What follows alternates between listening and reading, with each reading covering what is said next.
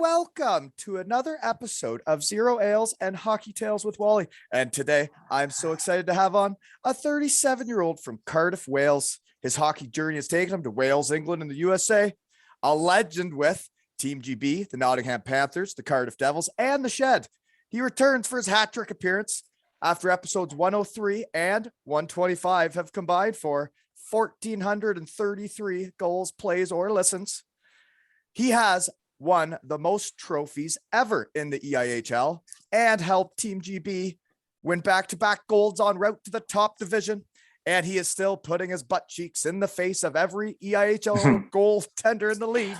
Welcome back to the Shed for episode 150, Matthew Myers. Wally, how you doing? Funny you mentioned the old going in front of the goalie. We had a goal review last night with me being in front of the goalie. I'm sure that's not the first time. No, but it was classed as a good goal.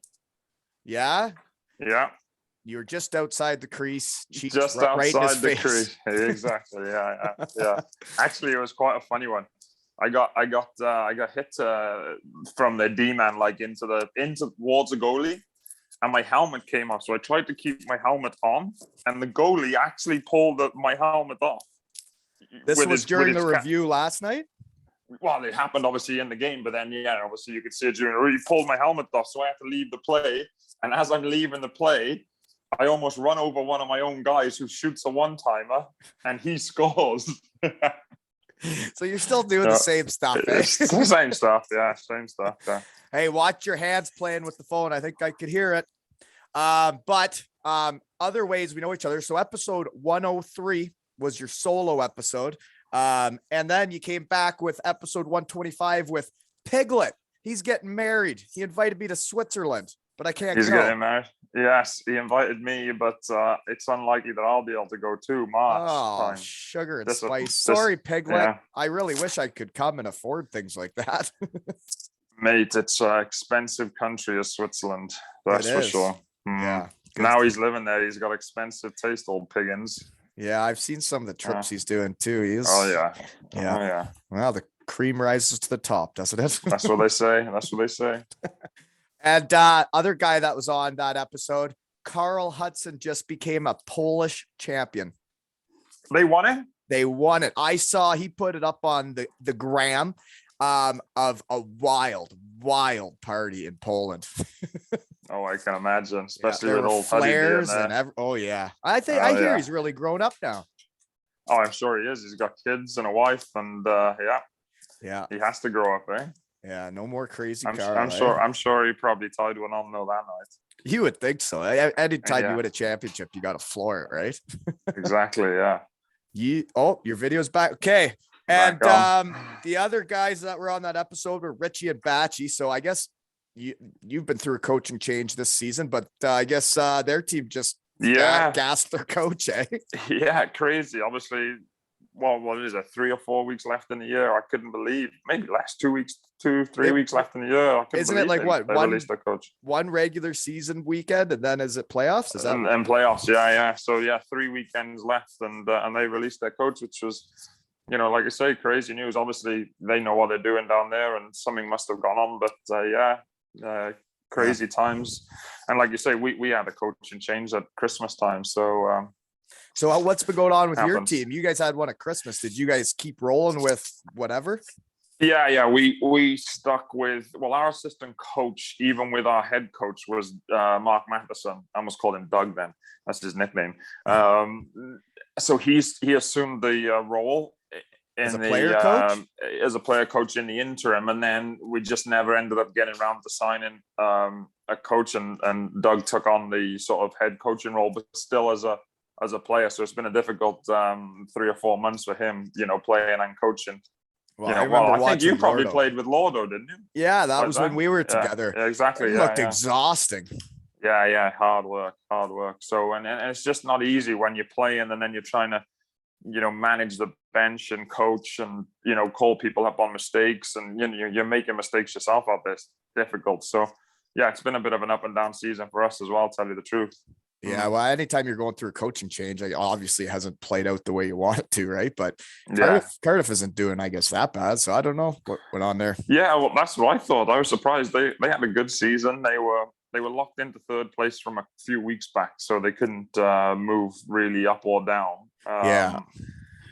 But they didn't have a bad season. They've got good players, and they're difficult to play against. So, and they got like everybody has a chance to win playoffs. So anyway, like you say, they know what they're doing in Cardiff. So, and people ask me, like, now that I've started this, like, I know stuff. I don't know anything about that, like I really don't. But the one thing I would say, people ask me about the timing. I consider myself quite knowledgeable in the hockey world. And my guess is maybe they've decided he wasn't the guy for next season. So maybe we should do this before he has a chance of winning the playoffs. And then you're in a tough spot. Then you're in a tough spot to not want him back, right? Yeah. No, that's a definitely. Or maybe you just think the team needs a change heading into playoffs. Like maybe they just need a little more like, listen, this is serious stuff we're doing and you guys are expected to win. Yeah, well, it could be both of those, couldn't it? Imagine like the position they would be in if they did go on to win the playoffs, and then 2 or 3 days later they release their coach. It's like, it's a difficult one. So yeah, it might be that, or it might be like you said, they need a spark going into playoffs, and they decided that coach wasn't a guy to take them into the future. So why not do it now? Exactly. That's something. Or something happened that we don't know about. But yeah.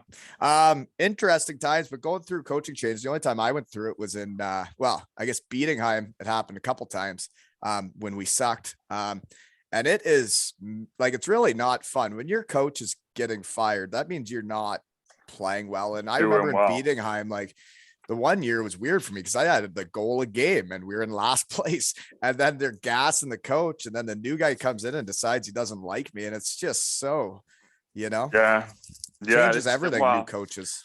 It certainly can, and that's the thing. Is like you say, if you're changing coaches or changing, maybe not so much with players because it might be the individual players are not playing ideal or great, but if you're changing a coach, it means as a group you're not doing what they intended for you to do, and we weren't, to be fair, in Nottingham, and like I said, we've had an up and down year all the way through, to be honest, in terms of results. Yeah, I bet you were just over 500.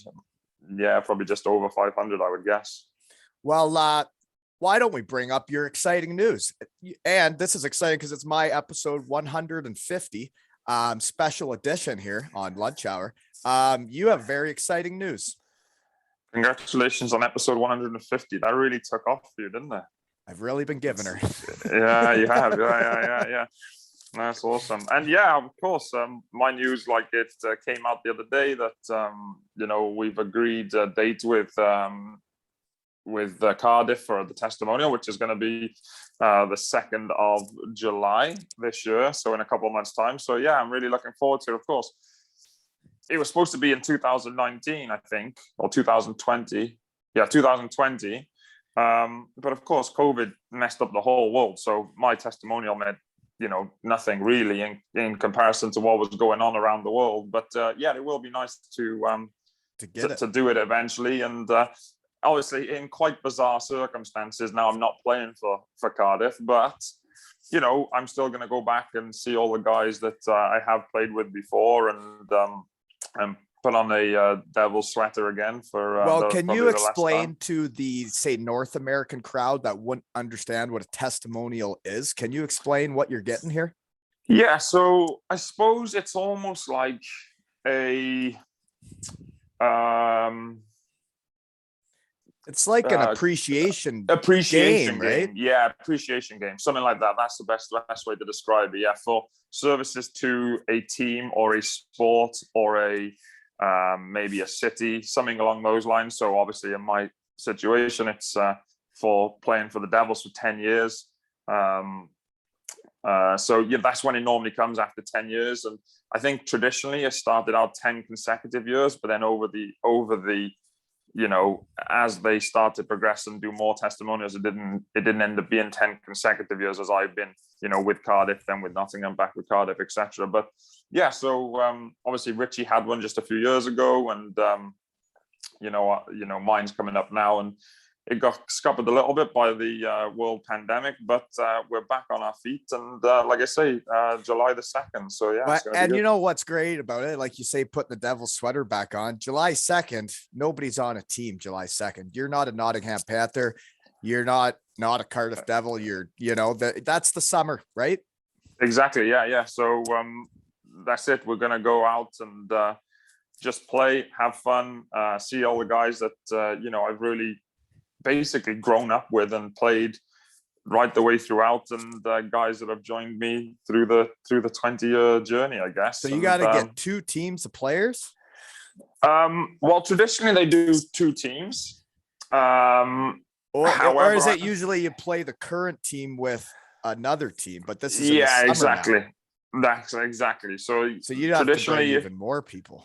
Exactly. So traditionally it would be, let's say we'll use Cardiff, the current Cardiff Devils team, against guys that I've played with in the past, more than likely in Cardiff. But this year, it's going to be in the summer. Cardiff aren't going to have guys around, or very few guys around. Of course, I'm not on that team, so it'd be pretty difficult to ask all those guys to play anyway for me. And yeah, so I'm going to have to bring in more guys than I suppose you would normally bring in. And so part of it is like, this is help to kind of, I remember Todd Kelvin on his episode explained a testimonial as well, but like, you'll get the proceeds will come to you as a thank you, but to bring in all these guys from all over the world isn't going to be cheap, because you have to kind of front that bill to bring them back, right? But then it gets offset by the money made by ticket sales. Is that right? Yeah, hopefully, of course, yeah. So I'm gonna bring in guys, pay for flights, hotels, et cetera, and that's an expense to me. Yeah. And then of course I'm hoping it's basically like a little mini business for a short period of time, where I have an expense, and then I hopefully can, like you say, offset that expense with ticket sales and jersey sales and some raffle prizes and stuff like that, and make that money back, and end up with some at the end of it for myself to to do so what it's what I wish with. basically what I'm doing the week before. I'm hosting a golf tournament right here around the corner from my house, June 25th, Ainsdale Golf Course.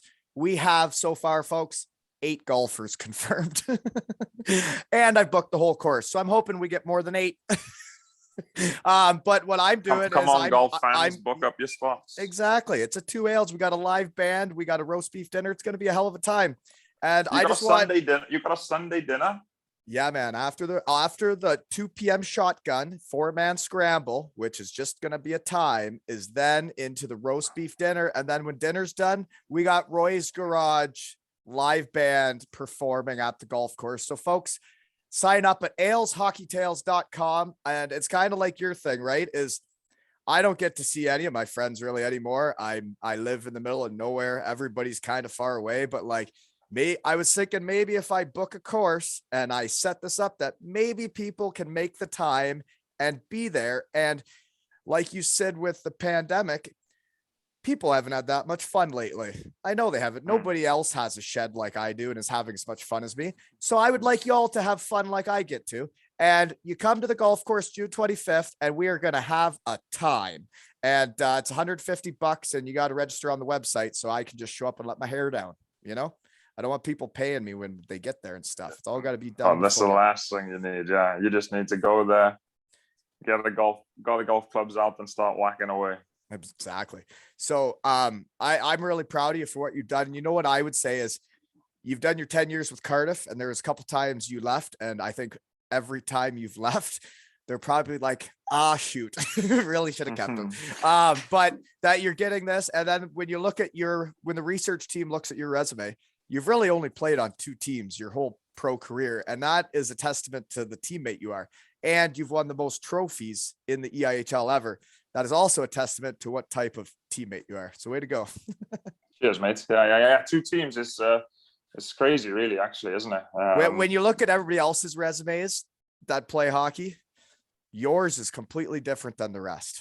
Yeah. Obviously, I started with Swindon, where it kind of really got me going. But then when I got and played with Cardiff, like you said, Cardiff, Nottingham, then the States for one season, then back with Cardiff and Nottingham. So yeah, there's a little bit of you did some change moving, of but it was teams. always, Yeah, a but little it's bit, people knew who you were. They knew the character of you. And it's like, once you leave a team, well, they wanted you back, and both of the teams keep doing that with you. So is it not 10 years with Nottingham as well?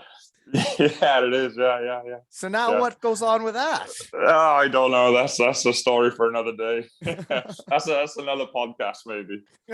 I can't wait until you do the one with the Devils while you play for Nottingham, and then you switch back to Devils when they get a new coach, and then you got to do the Nottingham one with the Devils. Just kidding. I'm just making rumors start, folks. That's all. But speaking of teammates, and my team, my under 11 team, just ended this weekend, and I'm not going to get emotional because I don't even care about those little punks. But that's not what he said off air, guys. We've been on 25 minutes. He's been crying.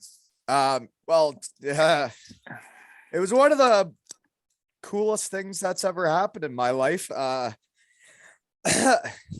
After the game, we lost 3-2 in the quarterfinals of All Ontario. With a team full of kids that had been cut to start this season. We were the AE team, the alternate entry team. What, into your league? You were an alternate well, entry so team? basically, yeah, like it's like a second rep team or whatever you want to call it. But all these kids throughout the year became hockey guys. They love hockey. They eat and breathe it. And like the mini hockey that was played through the season, like these kids just loved each other. It was like the 2014-15 Devils I found, or like the closest teams I've ever been a part of. This was a special group, and they left it all out there. They played their asses off, and the other team scored with 2.5 minutes left. It was a playoff style goal. It was a hard shot, puck dropped, and there's a Matthew Myers standing right at the net to bang in the rebound. And you know what? Those playoff goals happen, and we did lose 3-2, but then it was emotional. And the reason it was emotional for all the kids and for the coaches was we cared and we had passion. And I don't think anybody should be embarrassed about crying after losing and getting put out in the season.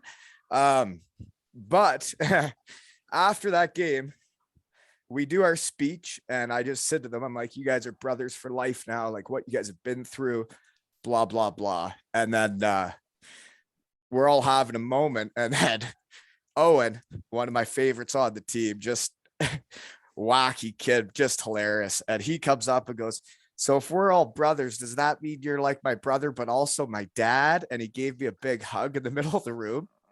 And then another kid came over and started hugging, and then another kid. And then we had a full team group hug in the middle of the locker room. A lot of kids were crying. A lot of kids were like in between smiling. It was one of the coolest experiences I've ever had in my life. So how old are these kids? We were an under 11 team. So it was under 11, so young. Yeah, man. And that group young hug, guys. That group hug I'll never forget for the rest of my life. Yeah. It was that's pretty awesome.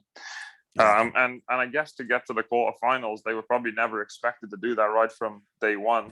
No, so we were the last. So there was 2 teams out of Kincardine that went to all Ontario tournaments, and we were one of the 2. We went to the quarterfinals, and we lost to a great team that we had lost 6-1 to a couple weeks earlier, and we lost 3-2, and we were leading going into the third period 2-1. So it was a heartbreaker. But we got put out on the Saturday night. So then we could all have a night together as a team with the parents, the kids, and we knew we were done. If we would have won that game, we would have played the eventual winners in the semifinals at 8 a.m. And who knows what could have happened. But they got to see the belly flop too. I promised them a belly flop if they made it to the All Ontario tournament. And I gave them the best belly flop I possibly could. Still got it, Wally, eh? Yeah. And so my last tale of this weekend, though, is I was very proud of a couple kids, but so my son, we were getting ready to leave Thursday for the tournament, and he throws up Wednesday night and says that his stomach's not feeling right, and he's crying. He's like, it's the All Ontario's. I'm getting sick. Like, oh my God, I'm going to miss it. And I'm like, you're going to be fine. We're going. And the next day he woke up, couldn't eat breakfast, went back to bed for 4 or 5 hours until we had to leave for the tournament. We left for the tournament. He was not quite himself. And he went through that tournament, and you would never have been able to tell he wasn't feeling 100%. He gutted through the entire weekend. He won a couple MVPs. And like he gave it everything he had, and he wasn't feeling that great. So as a dad, you become very proud of that shit. Proud. Yeah. No, it's awesome. He's the opposite of soft. We'll put it that way. Yeah. Well, I was just going to say, that kind of sums up what most hockey players are like. When they're not feeling well or they're injured, they don't let it show. They just go out there and they get on with it and give it everything they got, right? And that's what I'm so proud of, was like, yeah. And then after the tournament's over, I did tell a couple parents, like, oh, just to let you know, like, Colby wasn't quite feeling right. Yeah. And, but we had to be here. We were doing it and like, whatever. And the parents all said, like, you would have never. You wouldn't. Well, I didn't. Yeah. That's awesome. That's a credit to him. And that's what I was most proud of. And, I was so proud of all the kids on this team, man. They literally gave it everything they had. And we were right there with the top teams in Ontario. And I think these kids will be like brothers forever. And so it makes me very proud. Will they go on and play together next year now at under 12s? Well, so now, yeah. So Cole, my son, will still stay under 11 next year. And then part of the team will move on and move up. So this team won't ever, like, they won't be together. And it's hard. Yeah. And the bonds you get with the kids, that's stuff, Dad. It's do you do it 1 year at a time? Because over here we do. When I grew up, let's say, they did under 10s, under 12s, under 14s, 16s, and then 19s. So you had like. So because we're such a small town, we do 2 years together. Yeah. But the bigger cities would do every age group. Oh, they do. Yeah. So 10s, 11s, 12s, 13s. That's right. Yeah. Oh yeah. God. I suppose you've got tons of hockey players over there and lots of rinks and stuff, haven't you? So. Well, there's a lot of cool old rinks around. That's wild. Yeah. Here's something that was on the notes about to talk about is speaking of all these towns around here that we play in, and like Kincardine is we always have Scottish festivals in the summer, and I didn't really know the whole background of it. So I got Ross Jardine out in Scotland. He'll write to me on Instagram and be like, I was just in Kincardine, Scotland. And then to think of why this town's named Kincardine here is like some guy moves over here, right? Way back when, and is like, let's name it my hometown.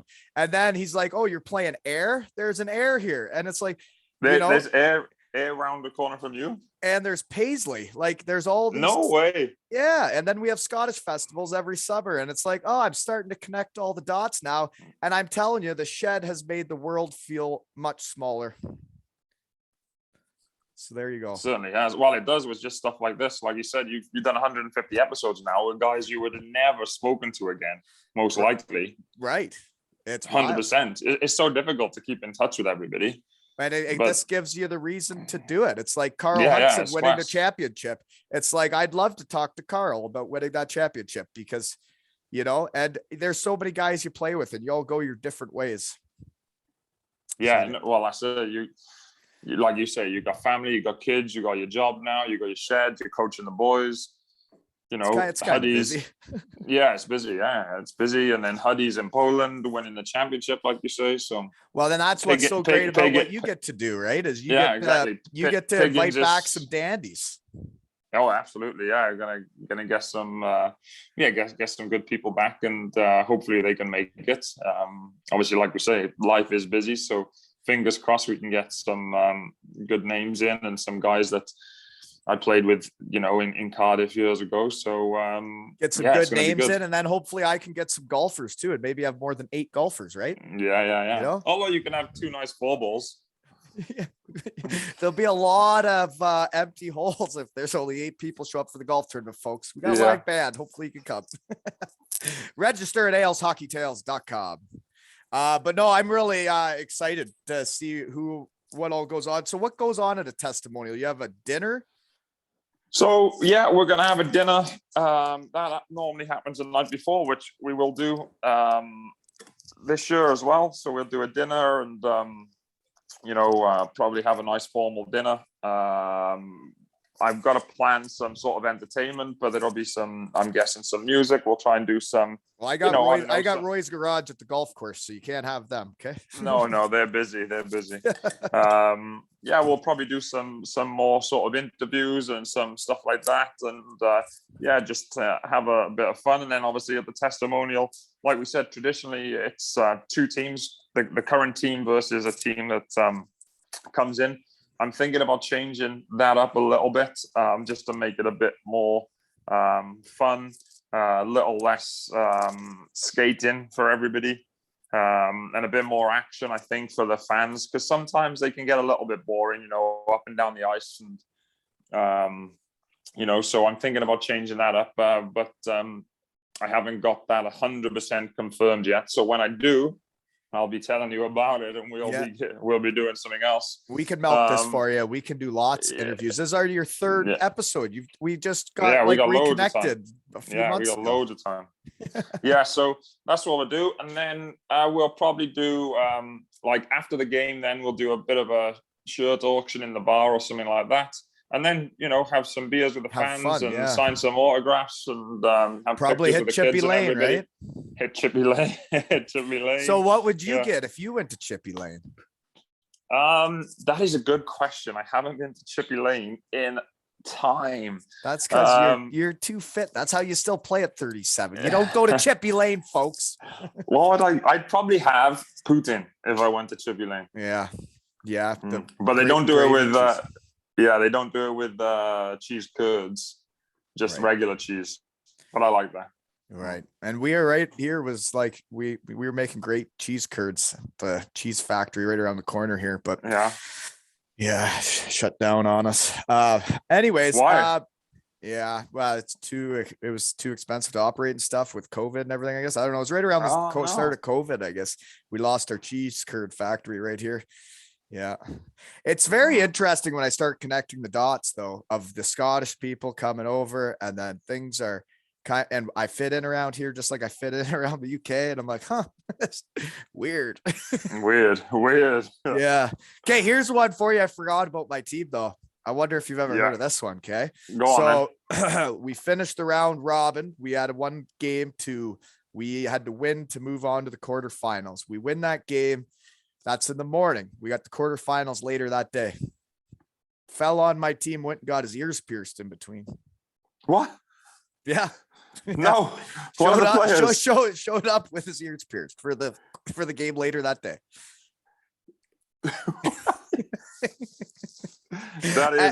I said, buddy, have you been wanting to do it for like a while? He goes, yeah. And he's like, yeah, we've been talking about doing it forever. And I was like, well, whatever makes you happy, because hockey players play hockey better happy. And I'm like, if that makes you happy, I bet you're going to be flying around tonight. And he was. Yeah, he was buzzing around. Wheel and will. That is a crazy decision. Crazy timing, Will, right? Yeah. Really interesting timing. But if you want to be happy, Yeah. How long did he have in between games to go and get this piercing done? The first game was at like 9 something, and the next game was at 4. So it was in between. So he had a decent amount. I think he went for lunch. I think it was like it was a free ear piercing with lunch. Do you don't play 3 20-minute periods? No, it was 10, 15, 15. 3 periods, 10 minutes, 15. Still quite a lot, actually, isn't that, for kids? Yeah, well, yeah, it is. And then like the way it was set up was we had 6D and 8 forward, so our centermen were kind of double shifting, rolling through. And so the little fella was playing center and not feeling the best, and he gutted her through the whole weekend. It was pretty wild. So he was playing what? He's playing 30, 40. He's playing 20 minutes a night. And they were playing 2 games a day. They were playing 2 games a day. 40 minutes a day. And then he was a little under, like, well, he wasn't himself. He played just like he normally does, but like you could see how pale he was. So if we'd get a lead, I'd start resting him. But then the very final game, this giant defenseman kid that's, almost 2 years older than him, right? On the other team, Mhm. gets the puck and is wheeling up the boards, and he stood his ground. Like, I'm staying in front of this guy. And while this kid just ran him over, like just ran him over. And then so he was laying on the ice, and I'm like, okay, like this was only with a few minutes left in the game, and I played him a lot, and he wasn't quite feeling the best all weekend. And I'm like, okay, now he's proper fucked. He was laying on the ice, he couldn't move, and I was like, okay, he's done now. He's done. And done then for the night. he came to the bench after the trainer had to go out to help him off or whatever, and it was his first time getting the wind knocked out of him. He couldn't breathe, and it's right, it scared him, and scary. He came to the bench, and then he started catching his breath, and there was like 4 or 5 minutes left, and I like say, okay, you 3 are gonna be up. I'm like, Colby, is your head fine? Is that all good? He's like, yes, I just couldn't breathe. I'm like, okay, well, you let me know when you're ready. And then I tell the other 3 kids they're up next, and he's like, I'm ready. I'm like, all right. No, did he go? He did, and he was giving her tits.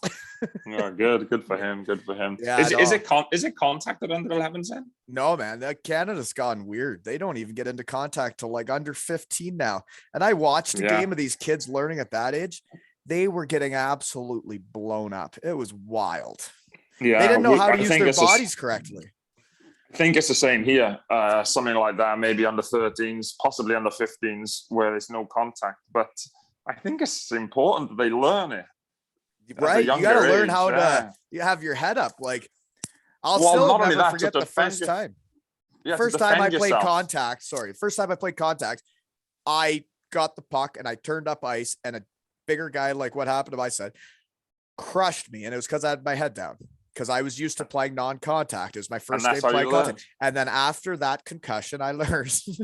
yeah. That's, you learned the hard way. Yeah.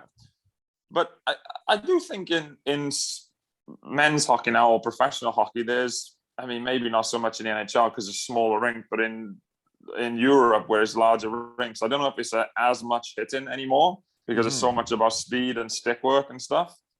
But there's still, obviously some reasonable hits, and you need to make sure you keep your head up and not skate through the middle with your head down, for sure.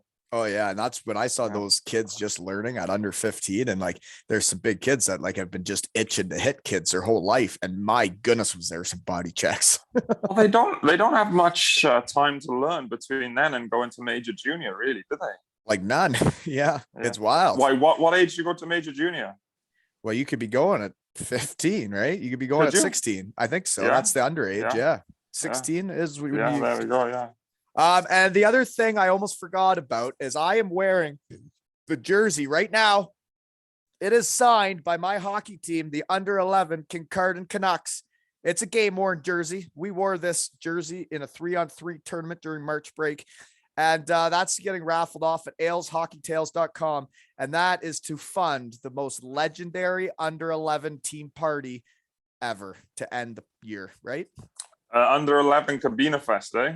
Yeah, we're gonna, I don't know what's going to happen. We'll see how much money we can raise for these kids to have just the most epic end of year party ever. And it's this jersey I'm wearing right now, signed by my whole team and myself, right?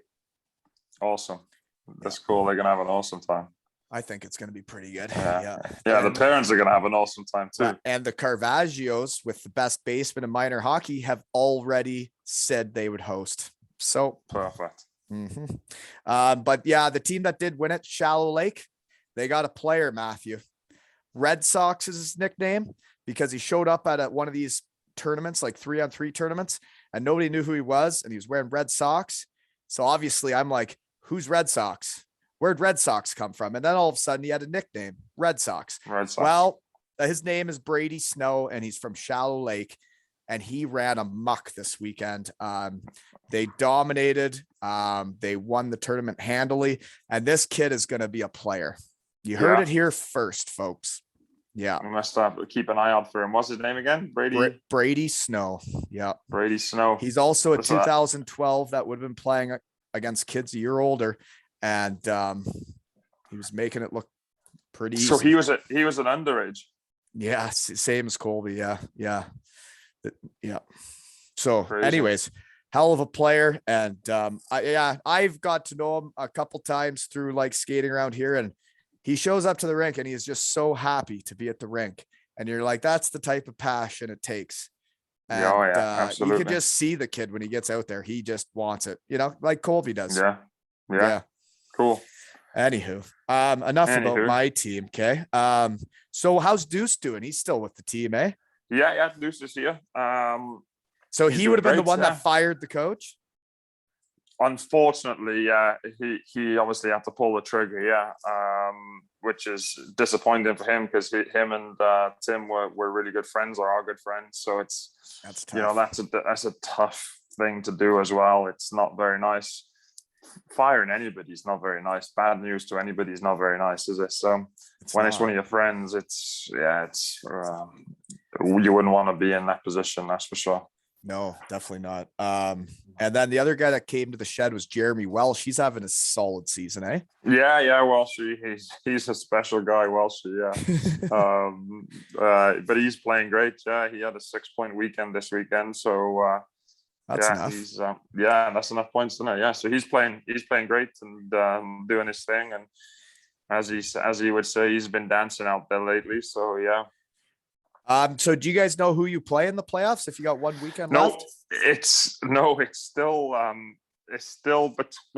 so first was decided yesterday. Belfast beat Sheffield, so that decided first place. So it's Belfast, Sheffield, Cardiff, and then we're in fourth. And then I don't know who's in eighth at the moment, but between 4 and 8, there's maybe 4 points in it. Is that right? With 2 games to go. So you saying you guys are going to finish fourth, or you could drop? We could drop. We could 100% drop if we don't win some games this week coming up. And obviously teams could rise when they do win, or if they win games this week. So Manchester and Fife are confirmed that they're not going to be in the playoffs. So the playoffs have been the teams that are going to be there know just what the seedings are. We just don't know what the seedings are just yet. So they're still, as crazy as it sounds, with 1 week to go, there's still a lot at stake for the teams in 4 to 8 to make sure they get the highest ranking to give themselves the best opportunities, right? Yeah, well, it seems like that league's like that a lot of years, right? There's this whole group of teams that are all just fighting like crazy. Yeah. It is good for because could you imagine everybody was spread out in more? their position? Well, yeah, and everybody was in their positions now. It'd just be a nothing week of hockey, and that's not fun for anybody, So not fun to play, nice. Not fun to watch. No, exactly. So it's nice that we still all got something to play for, and it means the intensity is still going to be there, and you can sort of prepare better for whoever you do meet in the first round of playoffs. Okay. I also, small world, had a fan send me pictures of, I think it's your sticks. Do your sticks say mackerel on them? Yeah. Mine do. Well, they actually do. Someone sent me the picture of them, and they're like, look at this pro stock Matthew Myers sticks. They didn't say Myers on them. They said mackerel. Yeah. When I was in Nottingham years ago, the boys nicknamed me mackerel because I used to snack ate mackerel. Oh, I remember. Yeah. Because I used to snack on. Oh, yeah, you remember. You're disgusting. That's disgusting. I know. I've quit now, though. But you overdid it, didn't you? Yeah, I did overdo it. Yeah. So the boys nicknamed me mackerel, and I had those put on the sticks. Yeah, but I don't use those mackerels anymore. They're so heavy. I use these new Bauer ultralights. I think they're called. They're so light. I always was a Bauer guy. Yeah. That is a little funny thing. Yeah. So you did have sticks that had mackerel on them. So what's going on with the diet nowadays? Then you're not hitting Chippy Lane. You're not eating mackerel. What's going on? No, I'm still trying to keep it trim though. We got a supplier here in Nottingham called Clean Cut Kitchen who, prepare meals kind of like Jamie Elson did for Cardiff. Similar type thing. So we get those with the team. We order them to the house as well, so we don't have to do so much cooking. And then I don't really have a diet. I kind of eat what I want to, but I do enjoy eating healthy food. You're always making smart decisions. Yeah, I enjoy eating healthy food. That's the truth of it. And I would rather do that. It does make you feel better, doesn't it? Oh, way better. It took me a long time to figure that out. Yeah, you have a McDonald's, you think, oh, I'm busting for a McDonald's. You're going to have a McDonald's, you eat it, and then 20 minutes later, you're like, oh, dear, I really didn't need that McDonald's, Sometimes I still do it. Yeah, Like we all do. say I've been in the shed late and the next day you're just not feeling that great. And you're like, geez, cheeseburger sounds really good, Yeah, well, that's the thing is it does sound good.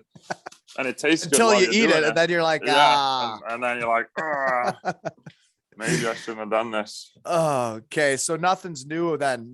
What'd you move on from mackerel? What's your snack at the rink? Hard boiled eggs or what? No, I quit those two. Holy moly, you're a new man. Yeah, quit the eggs. I normally have a bagel at the rink, actually. Oh, really? Lordo wouldn't let me have those. I was too fat. He said. No.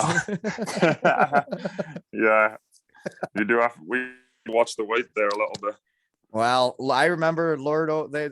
Todd was so proud. He's like, everybody, we get free bagels in Cardiff, and players will love coming here. And it's a small thing, but giving players bagels in the morning and having toasters and everything, like, it is something players remember because then they don't have to think about breakfast. They just wake up and they eat and whatever, or they go to the rink and get to eat there. And then I would get there and Lord would say, "What are you doing, Wally? You're not allowed to eat a bagel." Yeah, well, I eat breakfast at the house, but I normally eat it early, like 7:30 in the morning. So when I get to the rink at 9:30, you get there, you do a bit of stuff, and then it gets to 10 o'clock. I'm like, geez, I could really do with eating again. So then I end up having a bagel and a cup of tea and maybe a piece of fruit or something like that. So yeah, but I don't do anything. Crazy. Well, mackerel was crazy enough, I'd say. Yeah. But like I said, I quit that. You're trying to fit in. So how's your French coming? Last time we spoke, you were working on your French. Yeah, it's très bien. Très bien. Yeah. Very good. You think you've learned enough it's going to stick once you're not playing with French guys? Well, that's the difficult thing, eh? I was talking about that with Bovey yesterday. If you don't use it, you do in fact lose it. Yeah. So that is going to be difficult. I'm going to continue to do Duolingo and try and keep it up. And then when there's not as much of a reason, right? It's hard, but yeah, it's hard. Yeah. So we'll see, because I don't really want to. I spent 5 months now trying to learn, and it's really fun. It's difficult. It's so difficult. There's so many words that sound the same, or they put words together and they speak so fast. But I'm gonna give it a go. I'm gonna see if I can keep learning, and you never know. Next season there might be guys who are French speaking. Yeah. Oh, yeah. There's always usually one or two. Well, Piggins is French speaking pretty much now in Switzerland, so I try to speak to him a lot in French where I can. And that's a fellow that'll probably be able to make it back for the testimonial, right? Yeah, hopefully he'll be able to get over. So yeah, we just can't make his wedding, but I'm sure he can make the testimonial. Right? Wow, we're sorry, Piglet. He put the wedding in the hockey season though, the donut. Man, it's I still trying to figure out when I can get my whole family to Cardiff at some point. Like Colby's talking about saving his own money to try and get there. And I'm like, I need to find a time that like we could actually do it and they could see Devils games, right? And yeah, that would be nice. It would be pretty cool. For especially at this age where he's really just getting into hockey and everything. Hockey. Yeah. I'm hoping I can somehow swing it in the next 2 years. That's my goal. There we go. But you're still doing the same thing. You're 37 years old, 34 points in 52 games, 14 goals. So you're still the same. You haven't changed at all. So you think you're still going to rock it for a while? My plan is to play next season for sure. And then I'm still got to be one of the highest scoring Brits in the league, no? I don't know. I haven't really checked, but I'm doing okay. I've had a decent year, 34 points. It's not bad in 50 odd games. So, considering I didn't have a job at the start of the season, it's not too bad. I agree.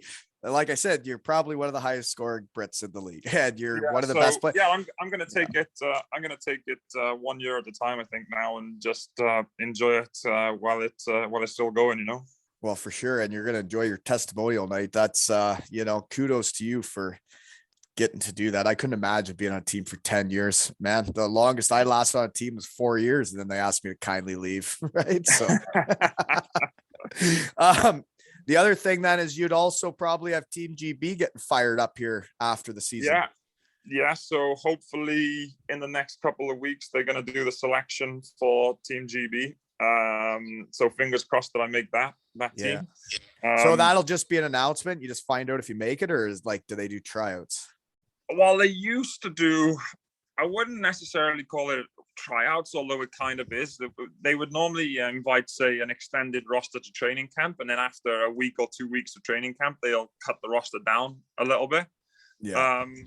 I'm not sure if they're going to have time to do that this year because with COVID, everything's been pushed back and stuff. So I don't really know if it's if they're going straight to the team or not. So I'm sure there's going to be some emails sent out soon, which will have all the information. So I'm just hoping that I get an email and get selected for the. Well, I wouldn't see why you wouldn't. You still do the exact same thing. It sounds like with that goal review, you're doing the same thing, and every team needs that guy. Like I've said before, when you left Cardiff, the first 12 games of that next season, I needed a guy. I always needed a guy that wanted to be in front of the net, and I didn't even understand hockey enough to get that even into my last few years. And like, if you're a skill guy and you're not, you're shooting pucks and you're making plays, you need a guy in front of the goalie. A shot from outside without butt cheeks in the guy's face is a useless shot. Yeah, it's not going to go in often. No, but when you look at the net and you're like, I can't see the goalie's head, it's behind him, but I can see that pocket of mesh to shoot at. And then you do it and you hope he doesn't look around you in time to know where it's going. Right. Yeah, exactly. Yeah. And even if even in that situation, even if you don't score, there's a chance the rebound's going to drop right there, so somebody else is going to get a whack at it, Yeah, just like that Drayton kid got. Yeah. So what about that young star that had the knee injury? Is he going to be available for Team GB, Liam Kirk? No. No. He is done for the year. He done his ACL, I think, which is like, he's not back till like next season. Next season, yeah. He's out for I spoke to him a few weeks ago, and his recovery is coming along really well, but he's not going to be ready in time, and it wouldn't be worth risking, coming back early from such a severe injury. Not when you're trying to make the NHL. Like no, exactly, no. Yeah, and then he's got a lot longer summer to get ready if he doesn't play. Yeah. Okay, so where is the tournament? He was doing great. He was doing great in the American League. I think he was on about a point a game, I guess. I know. And like, you see when like the NHL teams are tweeting about a kid, that's when like the organization believes in them.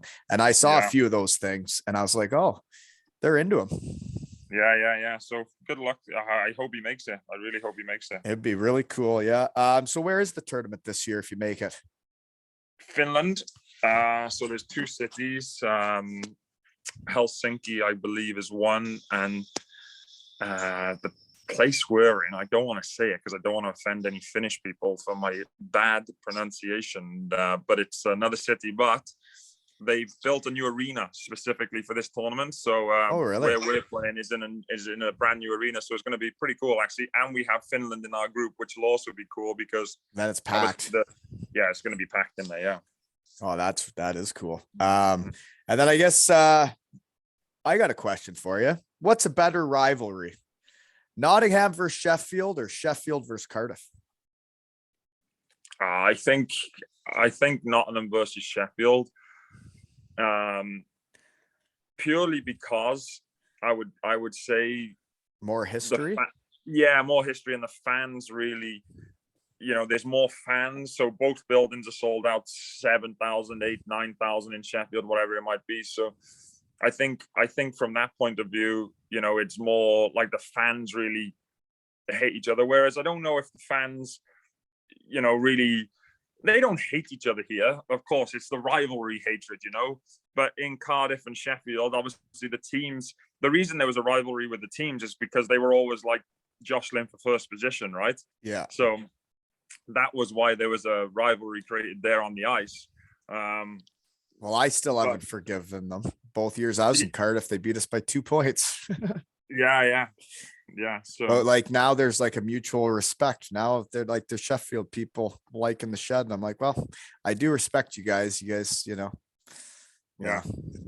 They were good this year too. I'm really surprised that they didn't go on to win the league. They were very good, as were Belfast. Belfast were class too. And that's one thing I got on the notes was I saw Belfast won, and Adam Keefe, when we were playing against him that year I was in Cardiff, I thought he was one of the biggest competitors I've ever played against. The way he played hockey, he played it the right way. He played it honestly, but he worked harder than anybody. He hit harder than anybody, Oh, and did he? he cared as much as anybody. And I think teams take on kind of their head coach's personality a little bit. And I would not want to play against a team full of Adam Keefes. I know that. Yeah. Oh no, when Kiefer played, he was very difficult to play against. Yeah, like you say, when he was out there, you had to be on your. You couldn't have your head down like you did earlier on. Otherwise, you were laid out.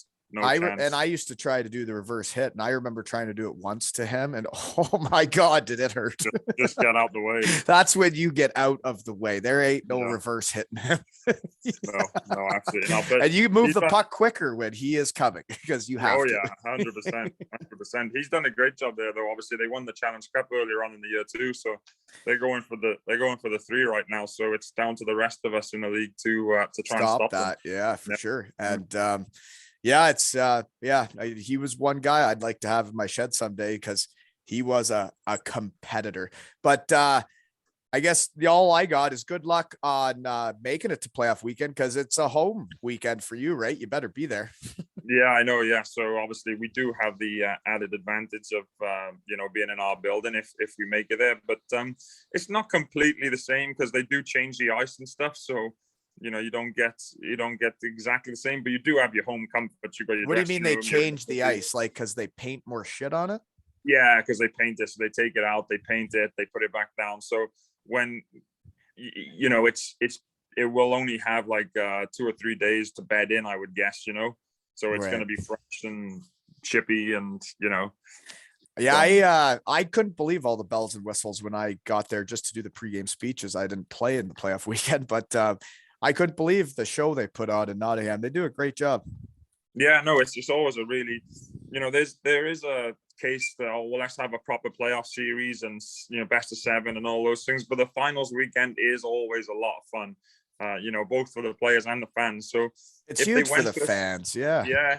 If they went to a series, it would be cool, but also it would be a shame that they lose the finals weekend. So. It's a tough one, but I don't see them going to a playoffs just because the arena teams can't get the ice readily, I'm guessing. No, but the thing is having that playoff weekend, all the players can book their trips home. They know when the season's over. When you're playing in all those other leagues, you don't know if you're going to be done like now or in 3 weeks' time. And you can't plan anything. And like in the UK, it is kind of nice that like, when you're done and you can make the arrangements. But also for the fans' sake, like you get all those teams showing up and just having a time. It's like showing up June 25th to the Ainsdale golf course for a golf tournament, right? It's everybody just shows up and has a time. And then same for your game a week later, right? Yeah, exactly. Yeah. So hopefully fun times ahead. Absolutely. Well, congratulations on the testimonial of finally booking the day. And I'm sure there's fans that are just itching to see that and see all the guys you bring back and what type of teams you can put together, right? Yeah, I hope so. Yeah. Well, you're 37. Everybody gets older, right? Everybody gets busier, and it's people have to try and find the time for you, right? Yeah. So fingers crossed I can get like I say, a couple of a bunch of players in, create the 2 or 4 teams, whatever it may be, and I'm looking forward to it. Forward to it. And, the tickets will be they're not on sale at the moment, but probably at the end of the Devils' regular season, which is something like the end of I think it's the 25th of April. Is when we can start selling tickets. So tickets will be on sale for my testimonial on the 25th of April. And you can get them via the Devils website. So, well, there you go, folks. So buy your tickets when they are available. I know we're a little premature here, but sometimes those things happen. So Yeah, book your tickets when they come out. And also for my under 11 team that obviously I care a lot about. It's my Yeah. first team ever coaching a whole season and like going through it from start to finish, tryouts, picking the team, figuring out what positions everybody's going to be playing because they had all been COVID kids. And then watching these kids come together as a team, as a family. I couldn't have been a prouder coach. And it was a team exactly how I would want them. And you can buy raffle tickets for this team signed jersey at aleshockeytales.com for the most legendary U11 year-end party ever, right? Yeah, that's it. The first ever under 11s Kabina Fest. And whoever wins actually gets the jersey signed by all my beauties. But thank you so much for coming. I'll probably leave you alone for at least a couple weeks, right? I know you've been on 3 times pretty soon here, but it's not every day you get to lock down a testimonial. No, and you deserve exactly. it. Yeah. No, cheers, Wally. Appreciate it. Appreciate the call. Nice to speak to you again. And congratulations on the season. It's unlucky the boys didn't make it all the way, but still, we did great everything job. we could. Yeah. Exactly. And sometimes that's just all you can do. But seriously, yeah, the older you get, the wiser you get, and the more you understand about hockey.